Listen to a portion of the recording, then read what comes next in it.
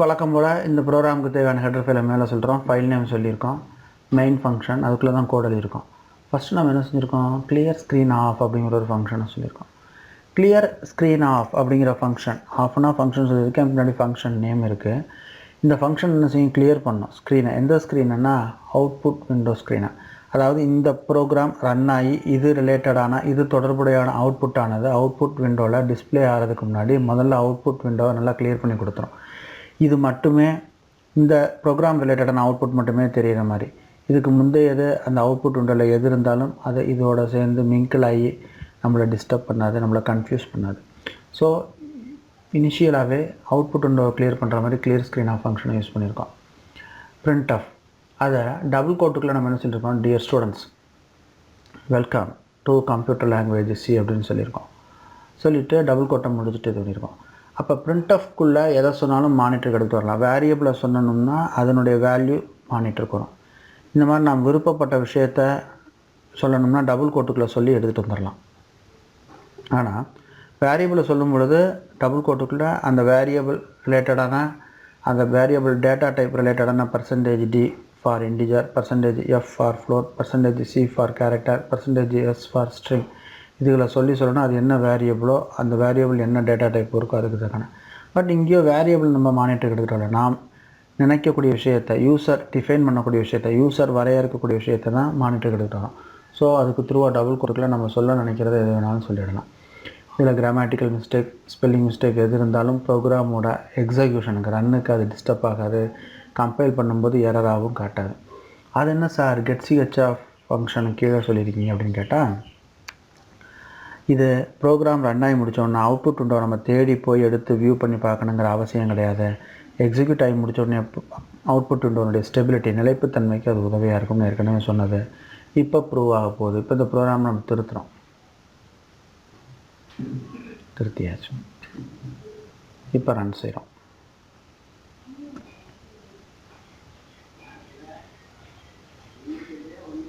Double கோட்டுக்குள்ளே சொல்கிற அனைத்து இதில் வந்துருச்சு. அவுட்புட் உண்ட ஸ்டெபிலிட்டி அதிலே இருக்குது நிலையா. நான் என்டர் கீயை ப்ரெஸ் பண்ணால் அவுட்புட் விண்டோவில் இருந்து ப்ரோக்ராமோட எக்ஸிக்யூஷன் கண்ட்ரோல் ப்ரோக்ராம் விண்டோவுக்கு ஷிஃப்ட் ஆகுது. இப்போ getch ஃபங்க்ஷன் கொடுத்ததுனால தான் அவுட்புட் விண்டோ ஸ்டெபிலிட்டி இருக்குது. நம்ம தனியாக போய் விண்டோவில் போய் அவுட்புட்டை பழைய ப்ரீவியஸ் ப்ரோக்ராமில் எடுத்து பார்த்தது மாதிரி பார்க்கணுங்கிற அவசியம் இதில் இல்லை. ஓகே, இப்போ பழைய ப்ரோக்ராம் திரும்ப ஓப்பன் பண்ணுறோம் ஒரு சில விஷயங்களுக்காக. இதை நம்ம ப்ரீவியஸாக பார்த்த ப்ரோக்ராம். இதில் நம்ம ப்ரோக்ராம் எழுதி முடிச்சுட்டு கடைசியில் getch சொல்கிறோம். ஏன்னா அவுட்புட் விண்டோனுடைய ஸ்டெபிலிட்டிக்காக.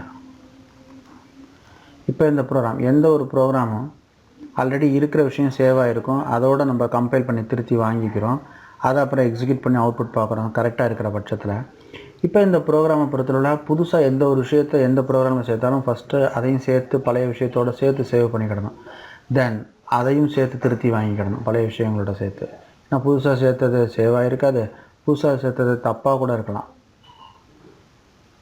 ஓகே, அப்போ எல்லாமே கரெக்டாக இருக்குது. இப்போ இதை எக்ஸிக்யூட் பண்ணுறோம். ஓகே, இப்போ எக்ஸிக்யூட் பண்ணால் இந்த ப்ரோக்ராம் தான் எக்ஸிக்யூட் ஆகிட்டுருக்கு. ரெண்டாவது எக்ஸிக்யூட் ஆகி அவுட்புட்டோட ஸ்டெபிலிட்டி கிடச்சிருச்சு. ஆனால் இதுக்கு ப்ரீவியஸாக ரன் ஆன ப்ரோக்ராமோட அவுட்புட்டும் இதோடு சேர்ந்து நம்மளை தொந்தரவுப்படுத்துது. அப்போ என்ன செய்யணும், இப்போ getch கொண்டாந்து நம்ம சேர்க்கறது புரிஞ்சுட்ட மாதிரி இந்த ப்ரோக்ராமோட அவுட்புட் மட்டும்தான் விண்டோவில் இருக்கணும். அதுக்கு முன்னாடி எது இருந்தாலும் அது கிளியர் ஆகிடணும். அதுக்கு முன்னாடி எக்ஸிக்யூட் பண்ண ப்ரோக்ராம்ஸோட அவுட்புட் மானிட்டரில் இருந்தாலும் அல்லது வேறு ஏதாவது விஷயங்கள் மானிட்டரில் இருந்தாலும் அது கிளியர் ஆகிடும். இப்போ என்டர் கீயை ப்ரெஸ் பண்ணால் ப்ரோக்ராமோட எக்ஸிக்யூஷன் கண்ட்ரோல் ஷிஃப்ட் ஆகும் from output window to program window. Okay, இப்போ என்ன செய்கிறேன்னா ஸ்க்ரீனை கிளியர் பண்ணிக்கிறோம்.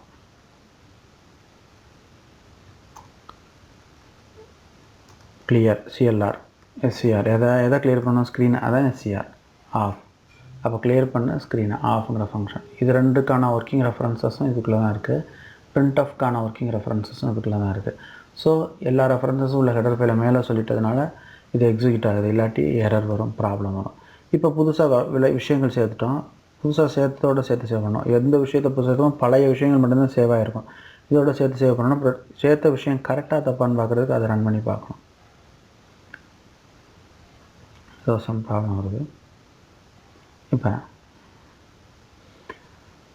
நம்ம சின்ன ஒரு மாற்றம் பண்ணி பார்ப்போம். அதுக்கப்புறம் இதில் சரி பண்ணி கரெக்டாக இருக்குதான்னு பார்ப்போம்.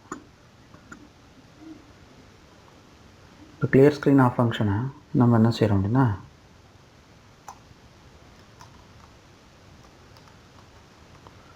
வேரியபிள் டிக்ளரேஷனுக்கு பிறகு ஆஃப்டர் வேரியபிள் டிக்ளரேஷன் அது பிறகு கொடுத்து பார்ப்போம் என்ன நடக்குது வருதான்னு.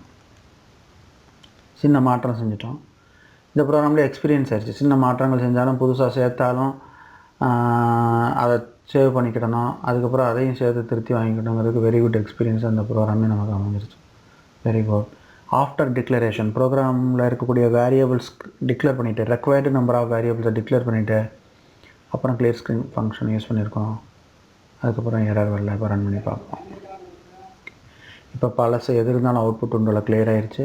ரீசெண்டாக கரண்ட்டாக எக்ஸிக்யூட் ஆன ப்ரோக்ராமுக்கான அவுட்புட் மட்டும் வருது. அவுட்புட் ஸ்டெபிலிட்டி கட்சி வச்ச ஃபங்க்ஷனால் கிடச்சிருக்கு. நாம என்ட்ரிக்கு கொடுத்தா தான் ப்ரோக்ராம் விண்டோக்கு ஷிஃப்ட் ஆகுது. இப்போ ரீசெண்டாக இந்த ப்ரோக்ராமில் வேல்யூ சிஸ்டம் சேஞ்ச் பண்ணுறேன். இப்போ மாற்றணுன்னு சேவ் பண்ணிக்கிறேன்.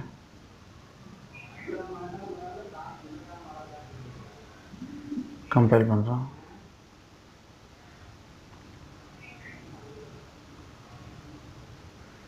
இப்போ கரண்ட்டாக நாம் வேரியபிள்ஸில் கொடுத்த வேல்யூஸை மாற்றிட்டு ரன் பண்ணும்போது இப்போ எக்ஸிக்யூட் ஆன டயத்துக்கான அவுட்புட் ஒன்று வருது. இதே ப்ரோக்ராமுக்கான அவுட்புட் ப்ரீவியஸ் டைம் ரன் ஆனதும் அதுவும் கிளியர் ஆகிடுது. அப்போ கரண்ட்டாக எக்ஸிக்யூட் ஆகிறதுக்கான அவுட்புட் மட்டும்தான் வருது கரண்ட் ப்ரோக்ராமுக்கு. கரண்ட் ப்ரோக்ராமுக்கான ப்ரீவியஸ் அவுட்புட் கூட வர மாட்டேங்குது. இதுக்கு முன்னாடி வேறு இன்னும் பிற விஷயங்களும் எதுவுமே மானிட்டரில் வந்து நம்மளை டிஸ்டர்ப் பண்ண மாட்டேங்குது. அதுக்காக தான் அந்த கிளியர் ஸ்க்ரீன் ஃபங்க்ஷன்.